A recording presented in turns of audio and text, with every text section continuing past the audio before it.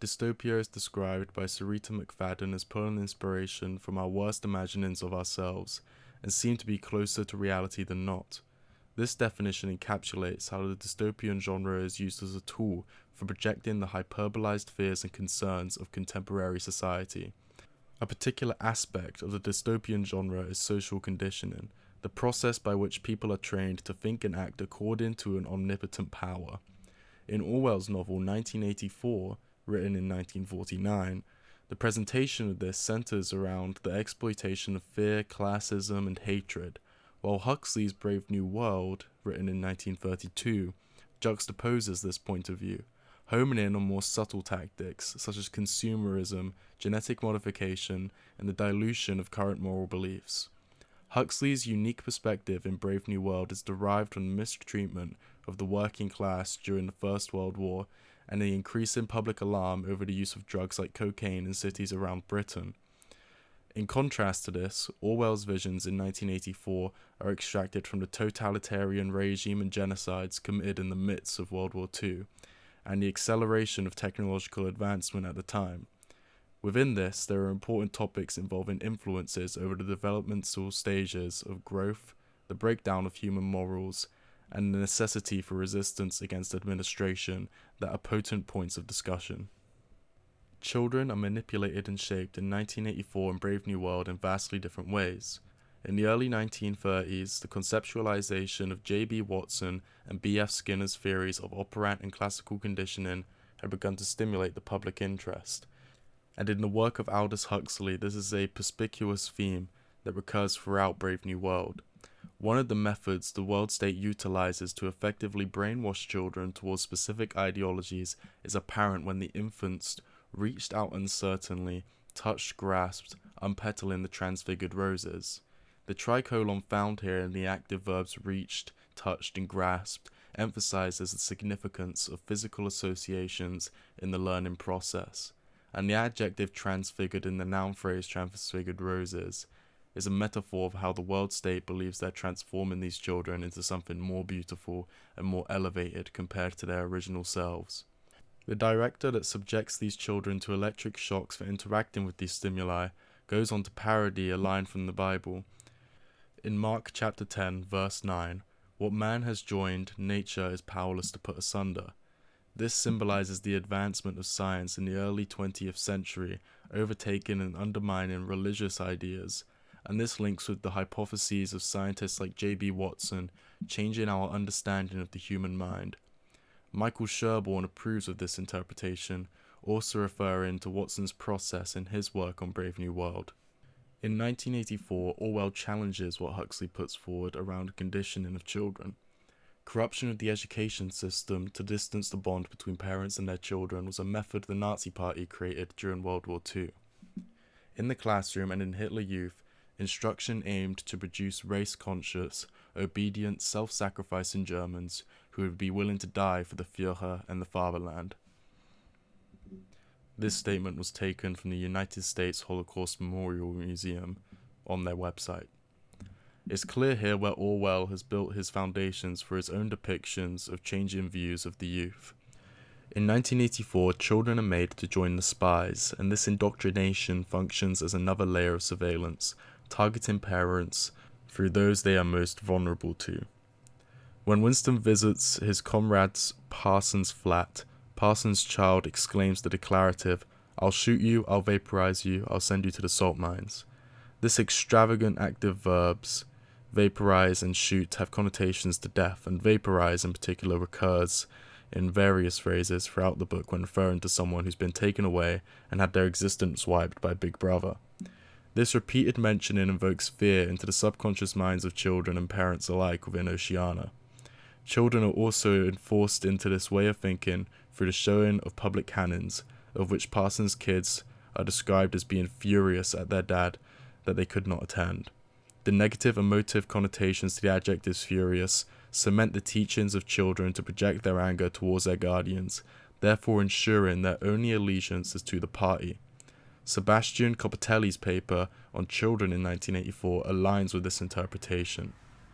Control of the working classes in 1984 is a distraught presentation of a beaten social group. The outer party in 1984, of which Winston is a part of, are controlled by the seemingly omniscient figure Big Brother through embedded fear of committing thought crime. Parades, public executions, and staged acts of terrorism are carried out by the party to instill a burning hatred of whatever country Oceania is at war with, whether that be East Asia or Eurasia. This is on display in Chapter 2, where war prisoners were hanged as a public spectacle, in which the abstract noun spectacle implies that there is a function to the hangings, and that their purpose is to scare citizens into loving and adoring Big Brother. These public events mimic the numerous atrocities committed by the Nazi Party during World War II. On July 19, 1943, 12 prisoners in Nazi Germany were hanged publicly in order to intimidate other prisoners. Moreover, 5 participants in an unsuccessful escape attempt were executed just 2 months earlier, cementing the tyranny of the Nazis into the mind of every person in Europe. These horrific actions that are imitated by Big Brother in 1984 are said to be popular entertainment amongst school children. This juxtaposition between the horror of the death sentence and an unfair judicial system with happy, entertained children may be a criticism of the rising sensationalism of journalism in the early 20th century, in which tabloid newspapers and crime novels led to a progressive desensitization of the population. The message of this harrowing line is likely not only to vary similitude with current events of the time, but also to show how easily melded children's brains can be if the right methods are exploited. During Dr. Udayan Mukherjee's paper, he states, "This novel depicts a society that resembles a concentration camp, in which the referral to concentration camps and the book being an allegory for tyrannical Nazi rule, this backs up the heavy implications of the Nazis' impact on Orwell's bleak predictions for future generations of young people."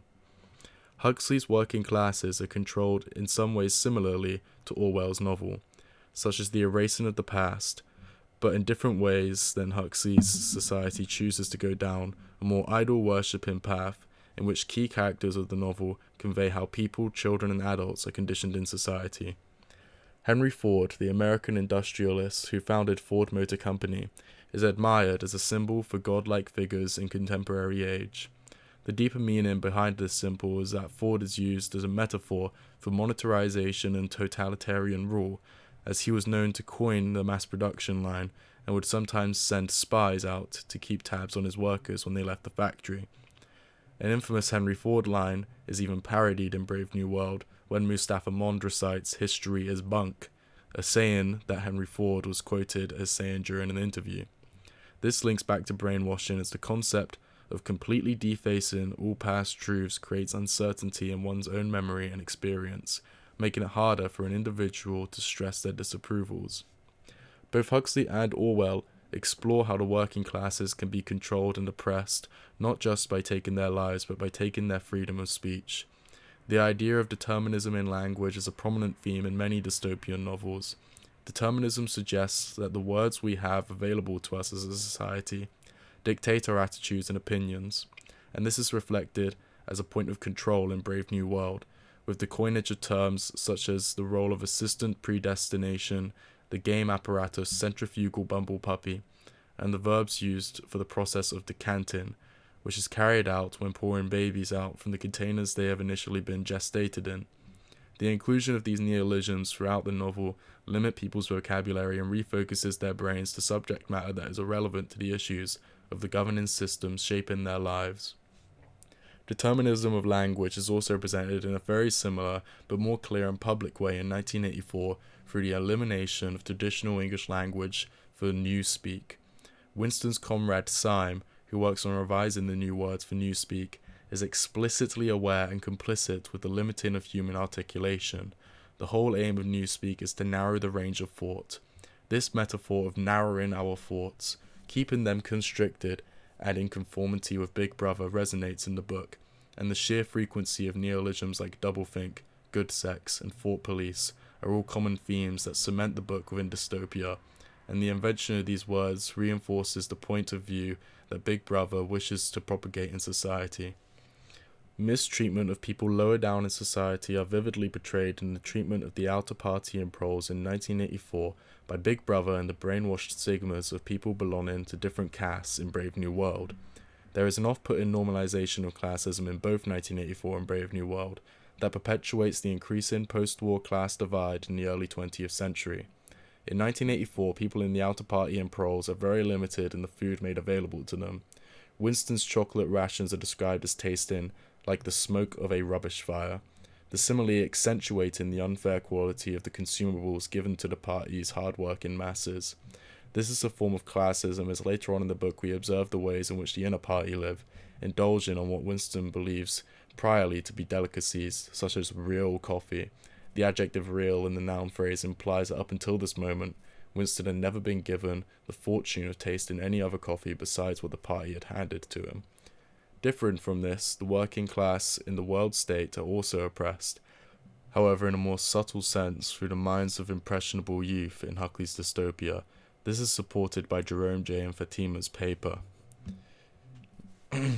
Gammas are stupid, epsilons are worse, and I'm really awfully glad I'm a beta, all serve this purpose. The adjective stupid implies that gammas are low and slow-witted and incapable of doing what betas do, while the comparative adjective worse presents the ranking system for social classes in society and the intentional programming of children to grow up feeling superior to others. This also creates a loss of individualism, which is a vital part of dystopian literature, as an inherent human fear to be treated as a number rather than an individual human being. Furthermore, the verb phrase, awfully glad, lays out how betas are being taught to actively feel privileged, to be allowed their position in the world, therefore ensuring that whilst they continue to look down upon others, they never believe that they are above the world state itself. The vastly contrasting depictions of classism by Orwell and Huxley may be linked to the catastrophic impacts of the world wars on Britain's economical state, leading into a broadening social divide between the stages of the class system. Class systems are also maintained differently to Orwell by allowing the working classes to consume highly addictive substances. Bernard and the savage John are the two key characters in Brave New World that defy the system the rest of the planet have been born into.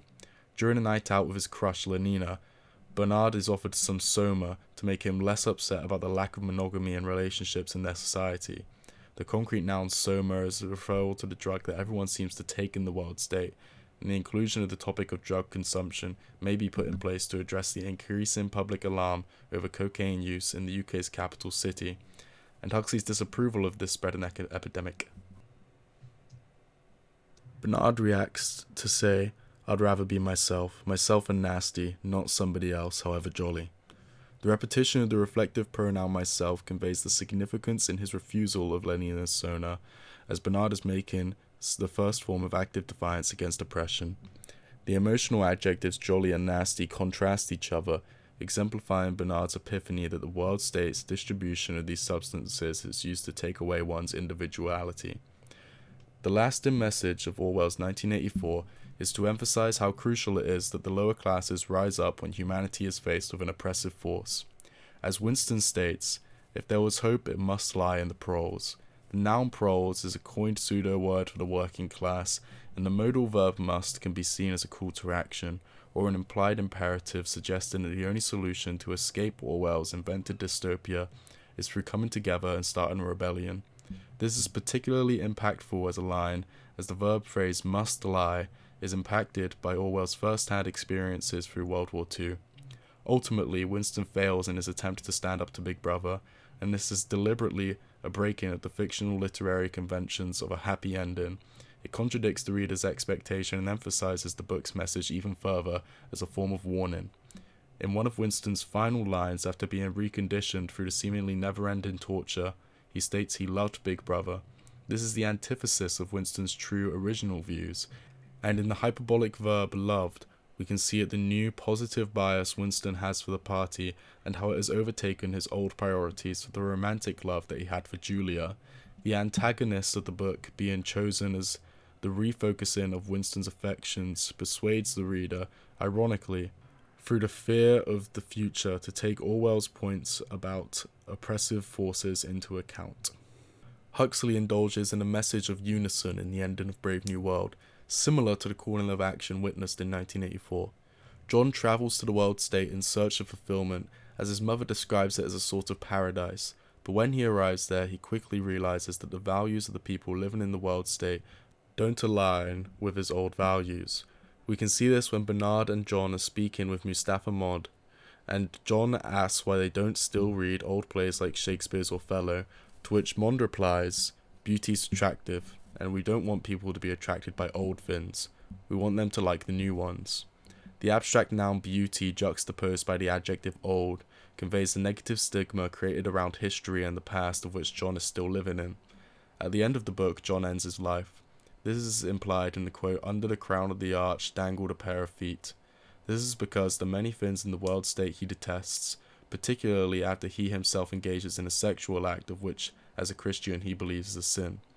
The message this sends to the reader is that dedicating our entire being to one cause will always inevitably lead to disappointment and the inability to cope, and the only way that the people of different walks of life can live beside one another is if we each group together to embrace other cultures to some degree and find a balance in traditions of old and the new.